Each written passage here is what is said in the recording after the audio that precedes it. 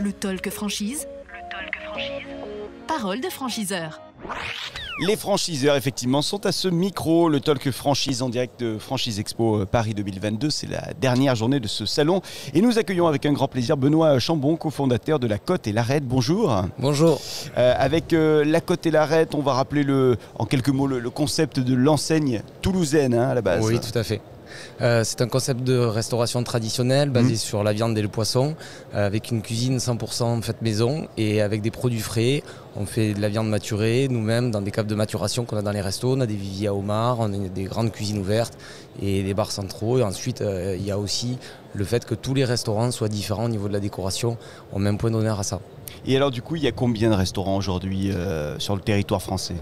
Aujourd'hui, on est à 16 restaurants. En 2 ans, on a doublé malgré le Covid.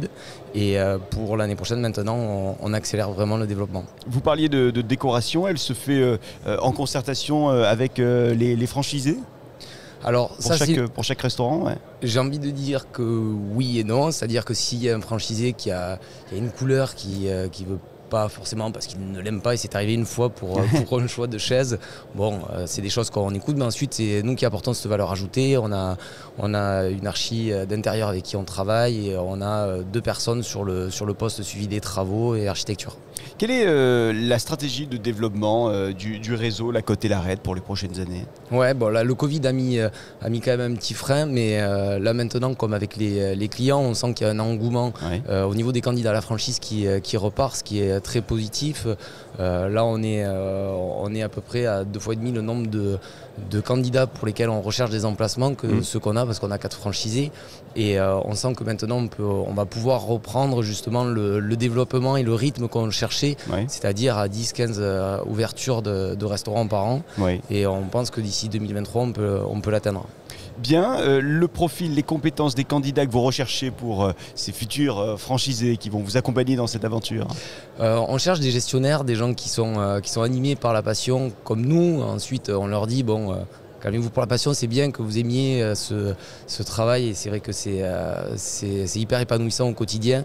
Mais avant tout, on cherche des gestionnaires, des managers, des gens qui soient consciencieux et qui voilà. Ensuite, c'est une affaire pour nous au niveau de la franchise, on reste à taille humaine, et donc c'est vrai que c'est des rapports où chacun doit se plaire. Il faut qu'il y ait un feeling, une sensibilité comme il y a au niveau du concept. Les conditions d'accès à ce réseau ? 45 000 de droits d'entrée et ensuite 5% de redevances de marque. Voilà, c'est tout. Avec une formation, j'imagine, un accompagnement personnalisé au début en tout cas ? Oui, on forme les franchisés, alors suivant l'expérience qu'ils ont, parce que on boude pas les restaurateurs, mais ensuite c'est pas forcément ce qu'on cherche. Mon frère et moi qui avons fondé l'enseigne, on n'était pas du tout de la restauration. Mon frère était kiné, moi je travaillais dans la salle de sport, et c'est pendant 13 ans qu'on a fait ça. Donc on n'a pas de mal aujourd'hui. C'est le profil qu'on cherche, ça a été nos profils à la base, donc on sait exactement comment les accompagner à devenir des restaurateurs et à occuper leur poste. Donc en règle générale, c'est en 8 semaines qu'on peut écourter sur des restaurateurs, parce qu'on en a un là. Et ensuite, on forme aussi les salariés des franchisés, qu'on aide aussi à recruter, parce que on part du principe on met un point d'honneur sur ça en disant que constituer des équipes reste très structurant pour des restaurants, à l'ouverture comme dans le reste. Donc on fait tous les entretiens avec eux, on les suit, on les accompagne. Et ensuite, il y a l'accompagnement à l'ouverture et après, bien évidemment. 10 secondes, 20 secondes, peut-être un petit peu plus pour donner envie et convaincre les gens qui nous regardent, les gens qui nous écoutent, de vous rejoindre et de devenir franchisé. Alors à chaque fois, c'est dernière question. J'ai envie de dire aux gens de venir, d'une part, venir manger dans nos restaurants, et ensuite venir nous rencontrer, parce que je pense que c'est ce que je disais tout à l'heure, c'est une histoire de feeling. Il faut que les gens comprennent, et je pense qu'on a la facilité et la chance sur ce secteur d'activité de pouvoir avoir cette sensibilité de faire le bon choix, à se dire est-ce que l'enseigne va être pérenne dans le temps, est-ce que c'est le concept qui répond vraiment aux attentes du marché, et bien évidemment, comme c'est mon enseigne, je ne vais pas vous dire que non, donc moi j'y crois vraiment, et je pense que vraiment les gens quand ils viennent manger, ils voient le travail, ils voient la qualité, et bien évidemment on leur montre qu'on a 15 restaurants, nous on en a 12 en propre, on n'est que 2, donc vraiment tout ce travail de la franchise, de l'accompagnement, de la régularité de ce qu'on met dans l'assiette, on l'a fait avant tout pour nous, et c'est quelque choses qui marchent très bien. Donc, ce que vous leur dites, c'est venez nous voir, venez observer par vous-même et ensuite on se rencontre. Et ensuite, c'est une évidence pour eux, Okay. je pense, vraiment. D'accord, très bien.